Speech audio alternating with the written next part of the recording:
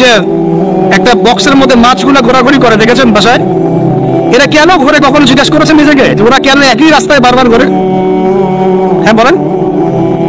ব্রেইনের ধারণ ক্ষমতা এতটুকুই, ও যে রাস্তা দিয়ে যায় ও ভুলে যায় কোন রাস্তা দিয়ে এসেছে। ওই জন্য প্রতিবার এই রাস্তাকে ওর কাছে নতুন বলে মনে হয়।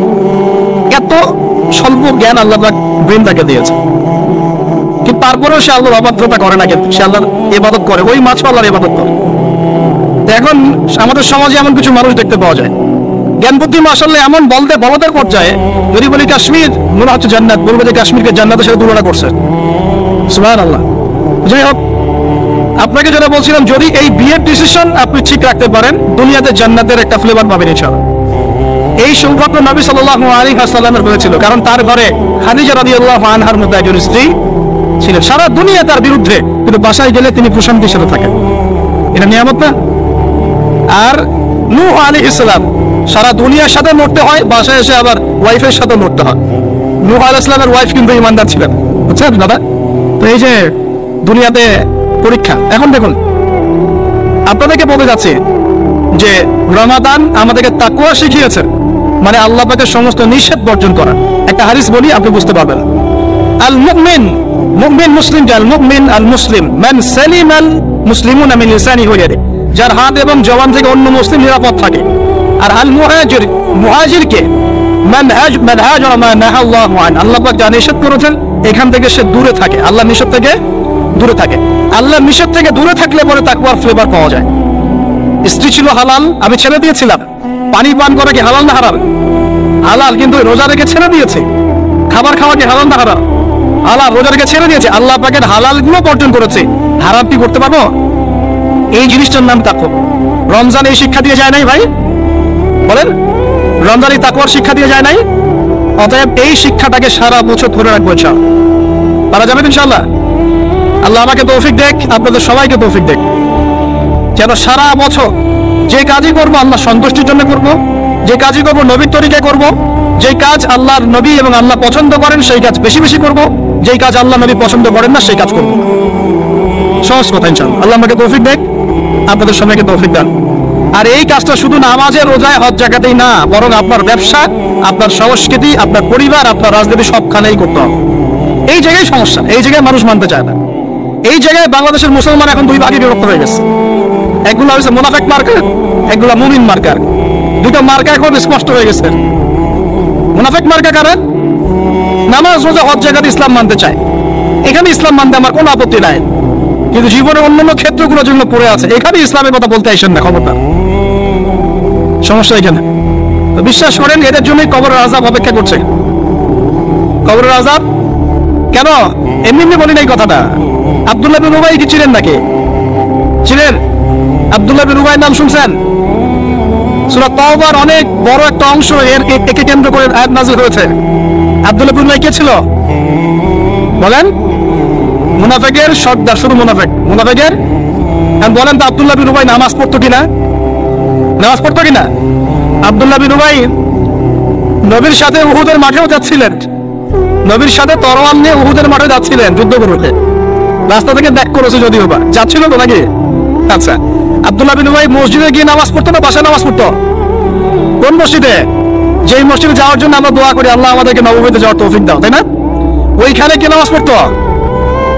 সে নবীকে দেখেছে কি দেখে নাই? নবীর পিছনে নামাজ পড়েছে কি পড়ে নাই? এখন বলেন, তাহলে আব্দুল্লাহ বিন উবাই কেন জাহান্নামে যান? কেন তার কবরের সামনে নবীকে দাঁড়াতে আল্লাহ নিষেধ করলেন? কেন বললেন তুমি যদি 70 বার ইস্তেগফার করো মাফ করবো না? কেন বললেন?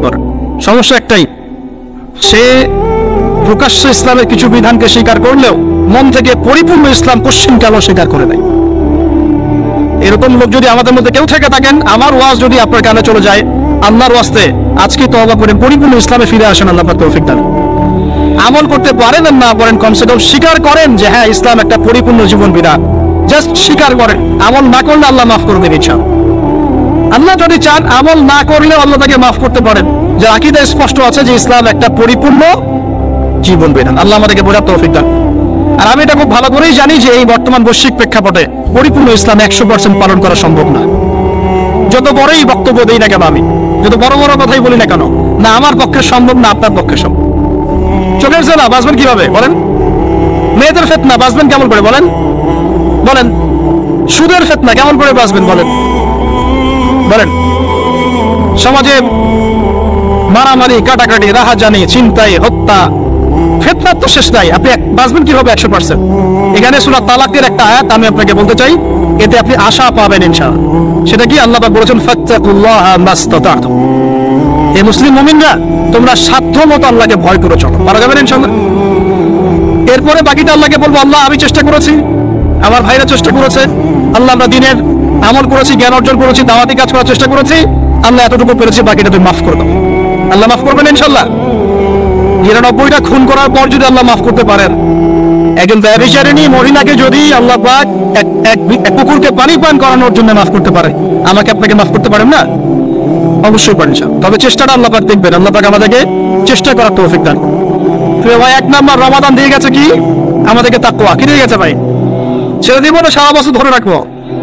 তাকওয়া মানে আল্লাহর নিষেধগুলো পা বেঁচে বেঁচে চলা। আল্লাহর নিষেধ যেখানে সেখানে পা দেওয়া যাবে না। আল্লাহ তৌফিক দান করুন। আমি রমজানকে চিরসবুজ করে রাখবো ইনশাআল্লাহ, যেটাকে আমরা বলি এভারগ্রিন রমাদান। রমাদান হবে চিরসবুজ ইনশাআল্লাহ। সারা বছরই রমাদানের ফ্লেভার থাকবে ইনশাআল্লাহ। তখনই হবে জীবনটা কিসের মতো? হ্যাঁ, জান্নাতি মানুষের মতো ইনশাআল্লাহ। তখনই হবে জীবনটা জান্নাতি মানুষের মতো। 1 নাম্বার। 2, রমাদান দিয়ে গেছে প্রিয় ভাই আমাদেরকে আল্লাহর জন্য ত্যাগের শিক্ষা। 2 নাম্বার, আল্লাহর জন্য ত্যাগের শিক্ষা মানে রমাদান মাসে আমরা খাবার ছেড়ে দিয়েছি, স্ত্রী সহবাস ছেড়েছি, পানি ছেড়েছি, মিথ্যা কথা বলা ছেড়েছি, মাপে গন্ধা ছেড়েছি। কার জন্য শাস্তি ভাই এগুলা? মানুষের জন্য? স্ত্রী সন্তানের জন্য? সমাজে মানুষ আমাকে একটা বড় হাজী সাহেব ডাকবে এই জন্য? কার জন্য শাস্তি বলেন তো?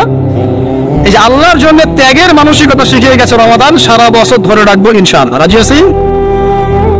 1 নাম্বার, শাওয়ালে 6 রোজা রাখবো ইনশাআল্লাহ, সারা বছর রোজা রাখার সওয়াব পাবো।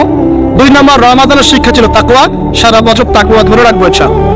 3 নাম্বার, রমাদান শিখিয়েছে আল্লাহর জন্য ত্যাগের মহিমা।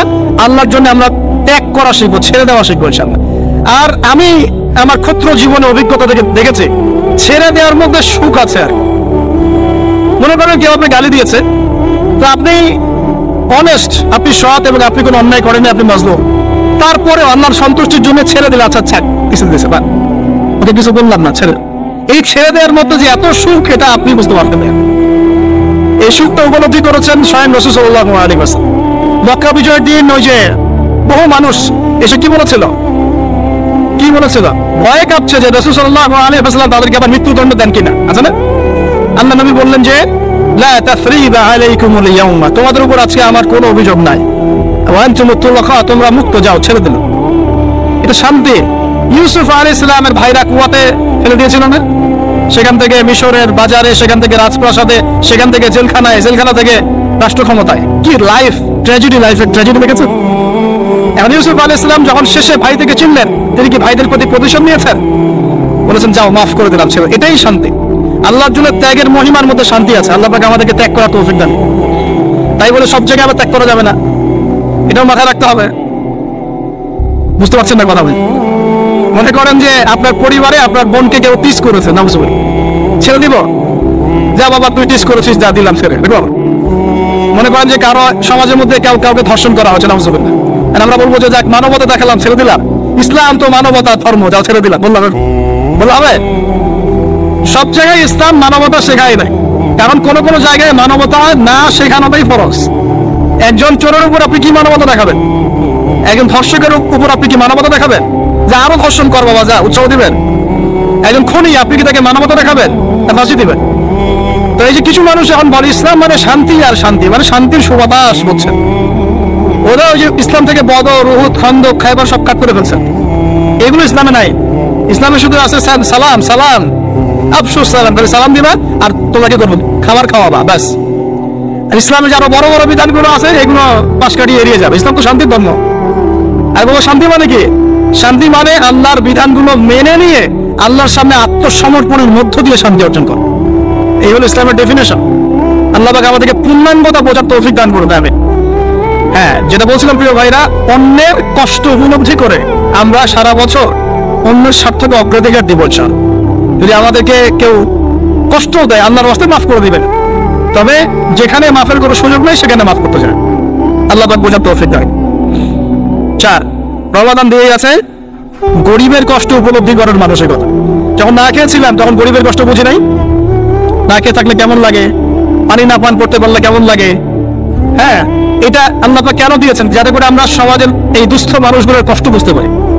আল্লাহ পাক সারা বছর আমাদেরকে গরিবের সেবা করার তৌফিক দান। আর এখন গরিবের রক্ত খুব চুষে খাওয়া হয়, তাই না ভাই? গরিবের রক্ত চোষা একটা সমাজ চলতেছে, আর রক্ত চোষা একটা অর্থনীতি চলতেছে। এই অর্থনীতির জনক বাংলার মাটিতে না, এই অর্থনীতির জনক পশ্চিমের। এটা সারা বিশ্বে ফর্ম করা হয়েছে। এর মধ্য দিয়ে গরিবের রক্তকারী চুষতে থাকবে। কারা চুষবে? পুঁজিবাদীরা। কারা চুষবে? এটা আবার কি? কোন ওয়াজে তো শুনি নাই পুঁজিবাদ আবার কি জিনিস। এটাকে ক্যাপিটালিজম বলে। পুঁজিবাদ মানে সমাজের একটা অংশের মানুষের কাছে ধন সম্পদ কক্ষীভূত হবে, বাকিরা আস্তে আস্তে গরিব হতে থাকবে দিন দিন। এটা হচ্ছে কিনা? সমাজে এই স্তরবিন্যাসটা বাড়ছে কিনা? এই তো ঢাকা শহরে গিয়ে দেখেন না, বড় বড় কিছু জায়গা, গুলশান, বনানী, বাড়িধারা, এই বসুন্ধরা, দেখবেন খালি টলেস্ট বিল্ডিং, প্রতিযোগিতা। আর একটা বড় অংশ দেখবেন খালি বস্তি আর বস্তি। এই যে দেখছেন তারতম্য, দেখছেন? এটা সারা বিশ্বে হচ্ছে সুদের কারণে। কিসের কারণে ভাই? 1 নম্বর সুদের কারণে, 2 নম্বর দুর্নীতির কারণে, 3 নম্বর হচ্ছে এই যে বোগাস একটা মনিটরি সিস্টেম চলছে এর কারণে। এটা বোঝেন খুব ভালোই যে কি দিতে হবে? খাদ্যদ্রব্য দিতে হবে, দিরহাম দেওয়া যাবে না, ফেতরা, তাই না ভাই? এটা তো খুব ভালোই বোঝেন। তো নবী সাল্লাল্লাহু আলাইহি ওয়াসাল্লাম যে গোল্ড দিনার আর সিলভার দিরহাম ইউজ করতেন, আপনি আর কাগজের টাকা ইউজ করেন কেন? বলে দেখেন কথা বলে। এটা তো খুব ভালোই বুঝলেন যে খাদ্যদ্রব্য দিয়ে ফেতরা দিব। খাদ্য দিয়েছেন নবী, খাদ্যই দিব। চাল দিয়েছেন চাল, খেজুর, কিসমিস। তাহলে নবী তো দিনার আর দিরহাম ইউজ করেছেন, তা আপনি আর কাগজের টাকা ইউজ করেন কেন? আমি যে 5-10 বছর আগে বলছিলাম যে এই সিস্টেমটার মধ্যে সমস্যা আছে, তখন তো খারেজি মানলেন ফতোয়া। এখন এতটুকু বুদ্ধি মাথায় আসে না? দিনার দিরহাম এটাই ইসলামিক কারেন্সি, আমরা যেগুলো চালাচ্ছি এগুলো ইসলামিক কারেন্সি নয়, কিন্তু পুরো বৈশ্বিক প্রেক্ষাপটে আমরা মানতে বাধ্য হচ্ছি। ইসলামিক খেলাফতই ইসলামিক পলিটিক্যাল ভিউ, কিন্তু সারা বিশ্বে খেলাফত নাই, আমরা মানতে বাধ্য হচ্ছি। ডেমোক্রেসি, সেকুলারিজম মানতে বাধ্য হচ্ছি। এটা বাধ্য হয়ে আমরা করছি, কিন্তু তাই বলে তো ইসলামিক জিনিস আর অন ইসলামিক জিনিস একাকার হয়ে যায় নাই, হয়ে গেছে? পর্দা, শরিয়া পর্দা পুরো উপর থেকে প্রতিষ্ঠা নাই, অনেকেই বেপর্দায় চলছে। আমরা তো বেপর্দার সমাজে চলতে বাধ্য হচ্ছে কিনা? এটা বাধ্য হয়ে আমরা করছি, কিন্তু কেউ কি মেনে নিয়েছে এটা? এই ইন্টেলেকচুয়াল ল্যাকিংস এর কারণেই তো আজকে এই অবস্থা। প্রিয় ভাইরা, বোঝার চেষ্টা করেন গভীর থেকে। রমাদান মাস গরিবের কষ্ট উপলব্ধির মাস ছিল। আল্লাহ পাক আমাদের সবাইকে গরিবের কষ্ট বোঝার তৌফিক দান করলেন। আর আল্লাহর ওয়াস্তে চেষ্টা করবেন গরিব মানুষের খাওয়ানোর, এতিমের দায়িত্ব নেওয়ার। প্রত্যেকটা এলাকায় এতিমখানা গড়ে তোলেন, এতিমদেরকে ফ্রি পড়াশোনার ব্যবস্থা করেন, তাদেরকে কোরআন শেখান, তাদের পিছনে টাকা ইনভেস্ট করেন, তাদের মাথায় হাত বোলান। আল্লাহ রহম করবে ইনশাআল্লাহ, আল্লাহ তৌফিক দান করবে। আমিন। এরপরে রমজান শিখিয়ে গেছে আমাদেরকে 5 নাম্বার, বেশি লম্বা করবো না, আমি আপনাদেরকে বিরক্ত করতে যাচ্ছি না, 10টা পয়েন্ট বলছি। 5 নাম্বারটা দেখুন, এর মনোযোগ দেন, এটা খুব ইম্পর্টেন্ট। রমজান দিয়ে গেছে কোরআন। রমজান কি দিয়ে গেছে ভাই? এটাই তো সবচেয়ে বড় কথা নাকি? রমজানের সবচেয়ে বড় কথা কি? এই মাসে কি হয়েছে? কোরআন নাযিল হয়েছে। রমজান মাস চলে গেছে, কি আমরা কি কোরআনটাকে এখন বন্ধ করে রেখে দিব ভাই? রমাদান মাসে কারা কারা কোরআন খতম করেছেন হাত তোলেন দেখি। সুবহানাল্লাহ, মাত্রই কয়জন? রমাদান মাসে কোরআন খতম করেছেন কারা কারা? অন্তত একবার। আল্লাহু আকবার। আল্লাহ আমাদেরকে মাফ করুন, আমিন। আল্লাহ আমাদেরকে মাফ করুন। আমি খুবই হতাশ হলাম। রমাদান মাসে কোরআন অন্তত একটা বার তো খতম করা উচিত ছিল নাকি ভাই? আচ্ছা, রমজানের সওম রাখেন কেন জানেন? রমজান মাসে কোরআন নাজিল হয়েছে, এটা রমজানের সম্মান। আল্লাহ পাক বলেন নাই শাহরু রমাদান আল্লাযী উনজিলা ফীহিল কোরআন? আল্লাহ পাক বলেন রমজান সেই মাস যেই মাসে কোরআন নাজিল হয়েছে। ইন্না আনজালনাহু ফী লাইলাতিল কদর, কদরের রাতে আমি কোরআন নাজিল করেছি। তাহলে রমাদান মাসে কোরআন পেয়েও যারা কোরআন পড়লো না, বুঝলো না, খতম করলো না, আমি তাদের জন্য আফসোস ছাড়া কিছু করতে পারছি না। আচ্ছা যাই হোক, যা করেছেন তওবা করা যাবে তো ইনশাআল্লাহ? আমার সাথে বলেন আস্তাগফিরুল্লাহ আল্লাযী লা ইলাহা ইল্লা হুয়াল হাইয়ুল কাইয়্যুম ওয়া আতুবু ইলাইহি। আল্লাহ আমাদের সবাইকে কোরআন তেলাওয়াত করার তৌফিক দান করুন, সবাইকে কোরআন তেলাওয়াত শেখার তৌফিক দান করো। আর ভাই, যোগ্যতা অর্জন করে তো দিনের কাজ করতে হবে, আগে তো কোরআন তেলাওয়াত করা শিখতে হবে নাকি? আল্লাহ পাক সবাইকে কোরআন তেলাওয়াত শেখার তৌফিক দান করুন, কোরআনের তাফসীরগুলো পড়ার তৌফিক দান করো। আল্লাহ পাক প্রতি মাসে কমপক্ষে একবার করে কোরআন খতম করার তৌফিক দান। আল্লাহর রাসূল রমজান মাসে কোরআন 1 খতম করতেন, জিবরাইল আলাইহিস সালাম আসতেন, তিনি পড়তেন, তিনি শুনতেন, তিনি পড়তেন, তিনি শুনতেন। এভাবে তারা প্রতি রমাদানে কোরআন খতম করতেন কিনা? তার মানে মাসে কোরআন খতম করা রাসূলের সুন্নাত না? আমরা কি এই সুন্নাতটা জীবিত করতে পারবো না ইনশাআল্লাহ? প্রত্যেকদিনে এক পারা করে পড়লেই হয়ে যায়। এক পারা মানে 20 পৃষ্ঠা। এই হাফেজি কোরআনের 20 পৃষ্ঠা, সময় লাগবে সর্বোচ্চ 1 ঘন্টা থেকে 1.5 ঘন্টা, সর্বোচ্চ 1 ঘন্টা থেকে 1.5 ঘন্টা। যারা হাফেজ তাদের সময় লাগে আধা ঘন্টাও না, আধা ঘন্টা। পারবো না ভাই ইনশাআল্লাহ? আল্লাহ পাক এই রমজান মাসের এই কোরআনকে সারা বছর আঁকড়ে ধরার তৌফিক দান করুন। এই কোরআন নাজিল হওয়ার পরে আইয়ামে জাহিলিয়াত পরিবর্তন হয়েছিল, আবু জাহেলের শাসন পরিবর্তিত হয়ে মুহাম্মদের শাসন হয়েছে। অতএব কোরআন থেকে বিমুখ জাতি কখনো দিন কায়েম করতে পারবে না। আল্লাহ পাক বোঝার তৌফিক দান করুন, আমিন। আমাদের যুবক ভাইরা একটু ওয়াদা করতে পারি তো ইনশাআল্লাহ সবাই কোরআন তেলাওয়াত করা শিখবো, প্রত্যেক মাসে 1 খতম দেবো ইনশাআল্লাহ, কোরআনের অর্থ পড়বো ইনশাআল্লাহ। না অর্থ পড়ার দরকার নাই, খালি প্রত্যেক হরফে 10 লাখ কামাই করবো, অর্থ পড়ার কোনো দরকার নাই ভাই। আচ্ছা যাক, কিছু মানুষ আবার রাগ করে অর্থ পড়তে বললে, কারণ স্বার্থ আছে। যদি আপনারা কোরআনের অর্থ পড়া শুরু করেন এবং হাদিস কিছু চর্চা করা শুরু করেন, দিনই পড়াশোনা করা শুরু করেন, তখন তো অনেক ধর্ম ব্যবসা বন্ধ হয়ে যাবে। কথা বুঝতে পারছেন না মনে হয়? আপনারা যদি শিক্ষিত হওয়া শুরু করেন, কোরআনের A to Z অর্থ পড়া শেষ করেন, হাদিসগুলো পড়া শুরু করেন, ওলামায়ে কেরামের সাথে পরামর্শ করে বইপত্র পড়া শুরু করেন, হ্যাঁ, বিভিন্ন ইসলামিক কোর্সগুলো করতে থাকেন, আস্তে আস্তে আপনার যোগ্যতা বাড়বে। তখন তো আপনি কি করবেন না, ধর্মের নামে বিভ্রান্ত হতে চাইবেন না। অনেকের তখন ধর্ম ব্যবসাটা কি হবে, বন্ধ হয়ে যাবে। অতএব এই কারণে অনেকে চায় না যে মানুষ কোরআনের অর্থ বুঝুক। আমি আমার মন থেকে আপনাদেরকে রিকোয়েস্ট করছি, সবাই কোরআনের অর্থটা পড়ার চেষ্টা করেন। পারা যাবেন ইনশাআল্লাহ ভাই? আল্লাহ আমাকে তৌফিক দেখ, আপনাদের সবাইকে তৌফিক দেন। আর কমপক্ষে দিনে 1 পারা করে কোরআন তেলাওয়াত করবেন। আল্লাহ মা বোনদেরকে তৌফিক দেখ, আপনাদের সবাইকে তৌফিক দেন। এটা হলো 5 নাম্বার। 6 লাইলাতুল কদর মনে আছে? কোন দশকে ছিল? আচ্ছা কি মনে হয় আপনাদের এবার কদর কততম রাতে ছিল? কি মনে হয় বলেন তো, কে কি বলেন? বেজক তো জানি, কার কার মনে হয় 21 ছিল? কার মনে হয় 23, 27, 29? কার কার কি মনে হয়? আমি আমার জীবনে, এবার আমি আমার অভিজ্ঞতা বলি, আমার জীবনে এইরকম রমাদান আমি কখনো কাটাই নাই। আমার কাছে মনে হয়েছে এই রমজানেও আল্লাহ আমাদের প্রতি নারাজ হয়ে আছে। পুরো রমজান চলে যাচ্ছে, বৃষ্টি হচ্ছে না, এই সামান্য একটু বৃষ্টি, অথচ রমজান মাস আসার আগেই পরিবেশ ঠান্ডা হয়েছে। তাহলে আগে রমজান মাসে কন্টিনিউয়াসলি বৃষ্টি হতো, স্পেশালি শেষের দশকে অনেক বৃষ্টি হতো, এবং বৃষ্টি ছিল একটা আলামত যেটা দেখে আমরা চিনতে পারতাম যেটা কদরের রাত হতে পারে। এবার চেনাই যাচ্ছে না, খেয়াল করে দেখেন নাই? গরম, আর আমরা তো ঢাকায় ছিলাম, গরমের তীব্রতায় থাকা যাচ্ছে না, এসি থেকে বাইরে বেরিয়ে হওয়া যাচ্ছে না। আল্লাহ পাক নারাজ, ইস্তেসকার দোয়া করা হচ্ছে, বৃষ্টি হচ্ছে না। চিন্তা করতে পারেন? আর এমনও যুগ ছিল যে ওলামায়ে কেরাম, মানে দিনের যারা রিপ্রেজেন্টেটিভ আলেম ওলামা মুত্তাকি পরহেজগার ব্যক্তিরা আনাচে কানাচে দোয়া করতো, সাথে সাথে বৃষ্টি নামা শুরু হতো। আমরা ছিল না? শোনেন কেন হচ্ছে না? কারণ আমরা হয়তোবা এখনো সেই পর্যায়ে তাকওয়া, সেই পর্যায়ের আল্লাহর ভীতি এখনো অর্জন করতে পারি নাই, যে আমরা দোয়া করলেই সাথে সাথে কবুল হয়ে যায়। হয়তোবা আমাদের ভিতরে অনেক ত্রুটি আছে, এই ত্রুটিগুলো আগে দূর করতে হবে। আল্লাহ পাক তৌফিক দান করুন। আর আমার মনে হয় এমন অনেক মানুষ এই বাংলার জমিনে আছেন যারা যদি এই নামাজের সুযোগ পেতেন তাহলে তারা দোয়া করার সাথে সাথে বৃষ্টি বর্ষণ, কিন্তু তারা সুযোগ পাচ্ছেন না। এই একজন ছেলে বুঝতে পারছে কথার অর্থটা কি। এমন বহু মানুষ বাংলার মাটিতে আছে, হয় তারা যদি সুযোগ পেত নামাজটা পড়ার, হয়তো বা বৃষ্টি হতো। নাই বুঝলেন, একটু লেটে বুঝলেন। আচ্ছা, বাংলাতে এমন অনেক মানুষ আছে যারা নীরবে নিভৃতে তাহাজ্জুদ আল্লাহর কাছে এত কান্নাকাটি করে, এত আমল করে, এত পরহেজগার মানুষ, তাদের দোয়ার বদৌলতে অনেক কিছু হয়। এটা আপনি বিশ্বাস করেন? বিশ্বাস করতে হয়। আল্লাহ পাকের এই বান্দারা দুনিয়াতে আছে বলেই বহু কিছু হয়। আল্লাহ অনেক আযাব গজব আল্লাহ পাক উঠিয়ে নেন। আর এখন যে অবস্থা হয়েছে, আমরা সবাই বেশিরভাগই, আমরা সবাই বলবো না, বেশিরভাগই আমরা সুবিধাবাদী মুসলিম হওয়ার চেষ্টা করছি। ইসলামের যে অংশগুলো পালন করলে খুব মজা লাগে এগুলো আমরা পালন করতে চাই, যেগুলো পালন করলে সমস্যা হতে পারে আমরা গায়ে দাগ লাগতে দিতে চাই না। মানে আমি চলবো ঠিক, গায়ে যেন একটা আচরণ না লাগে, কেউ ভালো মন্দ না বলে, গালিগালাজ না করে, সুন্দর মতো চলবো আর কি।